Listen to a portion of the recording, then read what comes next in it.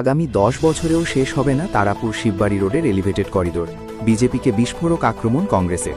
প্রতিশ্রুতি দিয়েই গেল শাসক দল, বাড়ছে ভোগান্তি, বর্ষার আগে চরম দুর্ভোগে মানুষ।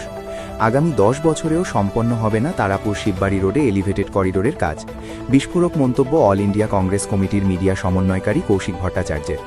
আজও প্রকল্পের কোনো দৃশ্যমান অগ্রগতি নেই বলে শাসক দল বিজেপির দিকে আঙুল তুললেন তিনি। নির্বাচনের আগে শাসক দলের তরফে দ্রুত কাজ শেষ করার আশ্বাস দেওয়া হলেও বাস্তবে কাজ চলছে তো চলছেই, শেষের কোনো নিশ্চয়তা নেই। সামনে বর্ষা মৌসুম আসায় উদ্বেগে রয়েছেন স্থানীয়রা। ভাঙাচোরা রাস্তা, কাদা ও জল জমার কারণে প্রতিদিনের যাতায়াতে চরম সমস্যার মুখে পড়তে হচ্ছে সাধারণ মানুষকে।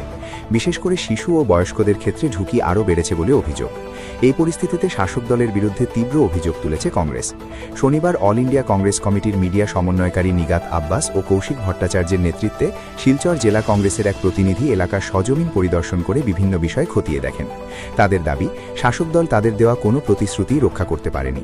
এলিভেটেড করিডোর হোক বা অন্য কোনো উন্নয়ন, প্রতিটি ক্ষেত্রেই তারা ব্যর্থ। দীর্ঘ প্রতীক্ষার অবসান কবে হবে? আদৌ কি শেষ হবে এই এলিভেটেড করিডোর?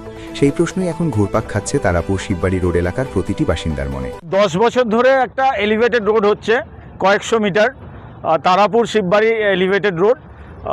বিজেপি সরকার এটা প্রমিস করেছিল যে এটা খুব শিগগিরই শেষ হবে। 10 বছর ধরে, 8 বছর ধরে কাজ চলছে তো চলছেই, কাজ শেষ হচ্ছে না। এবং আবার বর্ষা আসছে, মানুষ এখানে পড়ে যাচ্ছে, বাচ্চারা পড়ে যাচ্ছে। আমরা যেতে যেতে দেখলাম একটা বাচ্চাকে হাতে ধরে বাবা তুললো।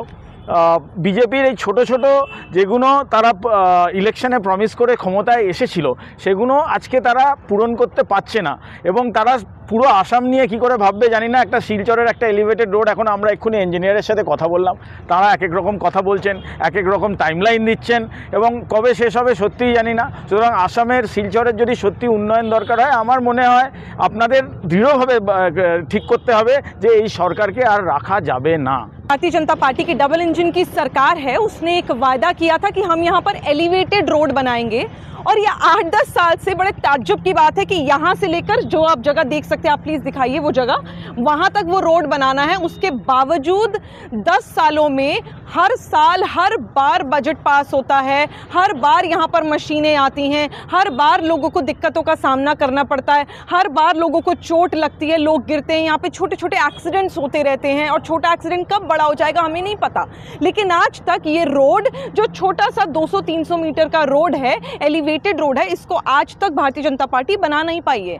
मतलब एक छोटा सा रोड बराक वैली में बनाने के लिए जिस सरकार को 8 से 10 साल लग रहे हैं, मैं नहीं जानती कि बराक वैली में जो आगे डेवलपमेंट होना चाहिए वो भारतीय जनता पार्टी की ये डबल इंजन की सरकार कब कर पाएगी। ये बेहद शर्म की बात है। तो अगर किसी व्यक्ति को कोई आपत्ति होती है या दिक्कत होती है या परेशानी होती है, तो भारतीय जनता पार्टी की जो सरकार है वो जिम्मेदार होगी, हेमंत बिस्वा जिम्मेदार होंगे, यहाँ के लोकल लीडर्स जो भारतीय जनता पार्टी के हैं वो जिम्मेदार होंगे। एक एलिवेटेड रोड जो भारतीय जनता पार्टी ने वायदा किया था, वो आज तक बराक वैली की जनता को मिल नहीं पाया।